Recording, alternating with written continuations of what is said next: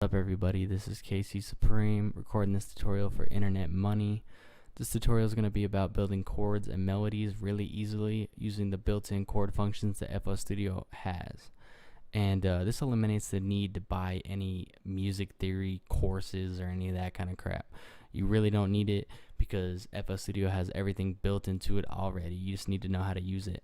So I'm going to show you how to use that and some secrets you can use to build chords and melodies really quickly and to keep your entire beat in key and in tune and all that kind of stuff. And this is going to work in FL Studio 11 as well, so don't trip. I'll show you the differences. I think it works in 10, but I'm not 100% sure, so don't quote me on it.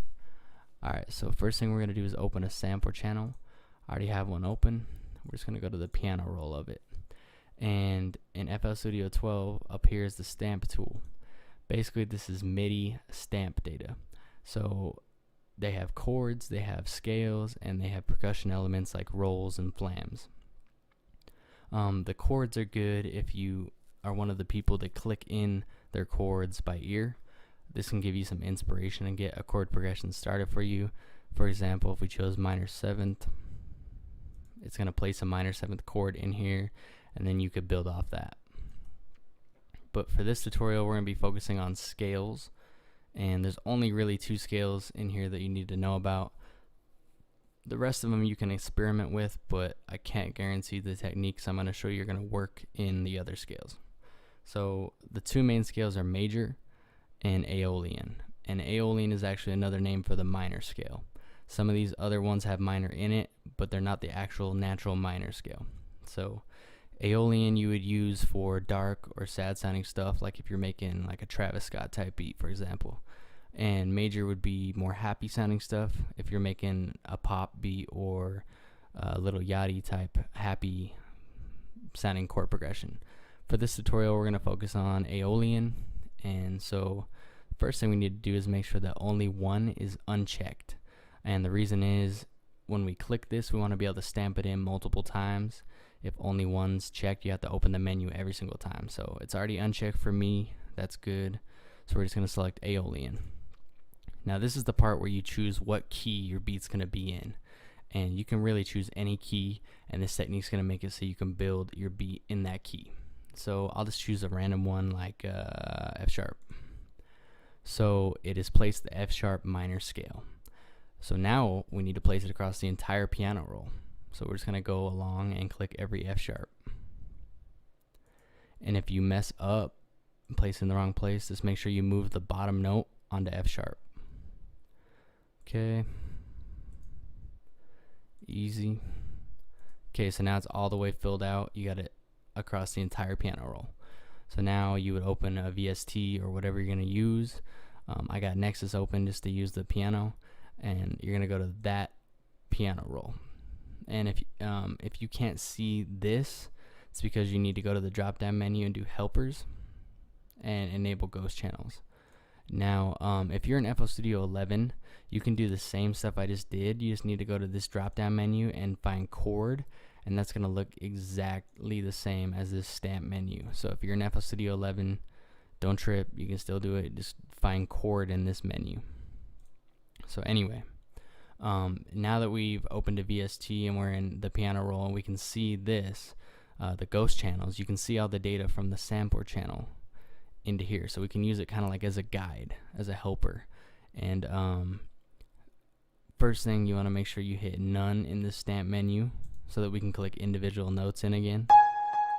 And now you can start building a chord progression, and this is your guide, so you stay in key and they all sound good. So usually you want to use the root note of what key you chose. So we chose F sharp.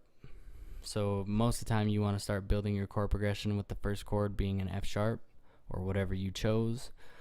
You definitely don't have to follow that rule. You can experiment and try different things. I'm just going to use that for this tutorial to make it simple.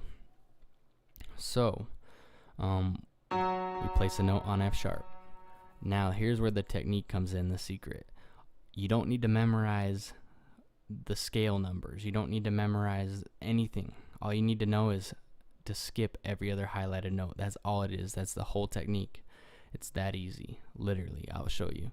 So we got F sharp, you're just going to skip the next highlighted note and place one on the next highlighted note. You're not worrying about G here because it's not highlighted. So just F sharp, skip one, A.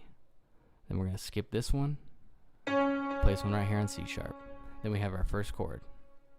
It's that easy. Literally, that's all there is to it. So here's our first chord. So from there, you can use any of these highlighted notes to start the next chord. There's a few that will not sound very good just because it'll be the suspended chord of the scale, but you don't really need to worry about that. If you place one and it sounds off, just delete it and choose a different note.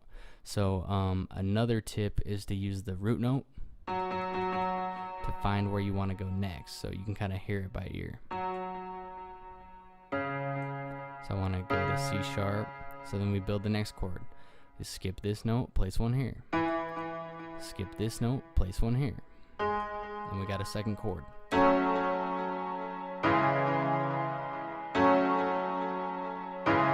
It's that easy. Let's just keep going. So I hear D. Real quick, I'll just get the next root note. I hear B. Okay, so let's build these chords. So we're gonna place one here, skip one, place one here, skip one, place one here. Then this one, skip this one, place one here. Skip this one, place one here. Now we have a chord progression just like that. That quick, that fast.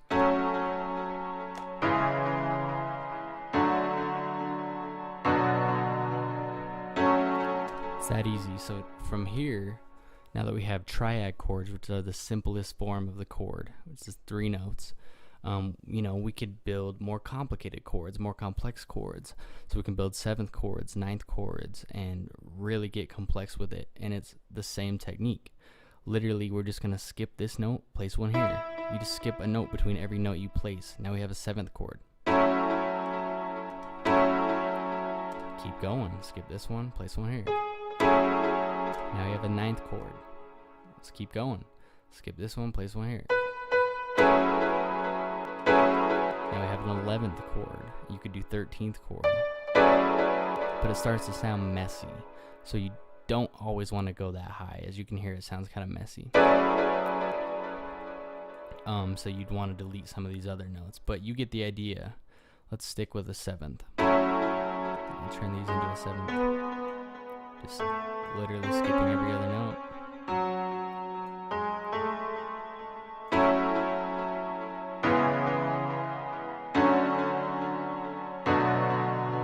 There you have it. You have a chord progression using 7th chords, which are really good for R&B type stuff.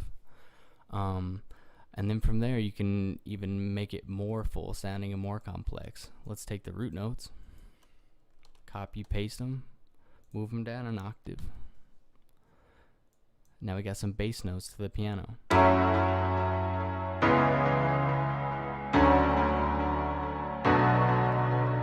Now it sounds more full. It's that easy.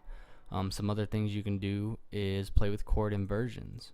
So let's turn these back into normal triads really quick so it's not too complicated. Get rid of these bass notes. So you have the basic chords. And this chord is comprised of F sharp, A, C sharp. That's the chord. Now, this same chord can be inverted, and basically that just means you're changing the order in which the notes are in. Same chord, just an inversion. So we can take this F sharp, move it up an octave.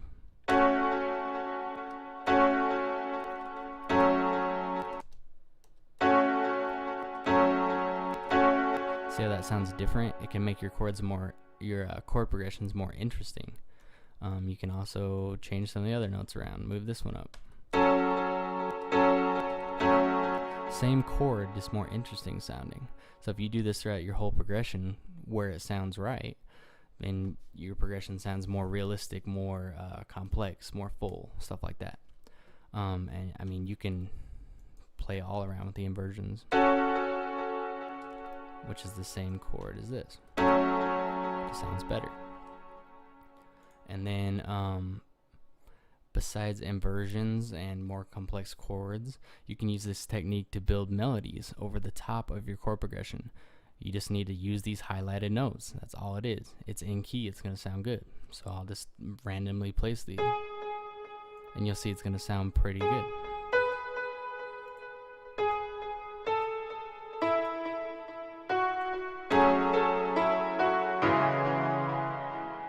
See what I mean? I just placed notes on the highlighted areas, and it sounds good. Let's try this.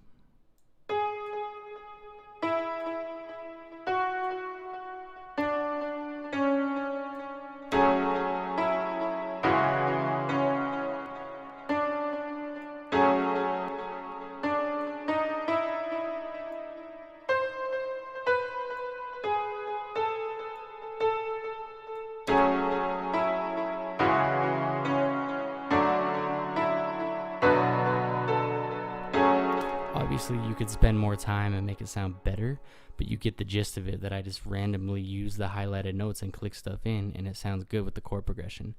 And so yeah, you can use this technique to build chord progressions and melodies quickly. You can bust out multiple beats without having to worry about memorizing chords or spending a bunch of money on these chord classes you don't really need, because this is all you need to know. It's built into the DAW, literally. So I hope you guys learned something from this. And one more thing you can actually do is covered in MJ Nichols' video to make it sound more realistic. After you build your chord progression like this, you know, using the strum tool, messing with the velocities, he covers that in his video, so definitely check that out. But other than that, that's pretty much it. Let me guys know what you think in the comments, and if you want some more videos, let me know what you want videos on. And yeah, that's pretty much it. So thank you guys for checking it out. I'll see you guys later.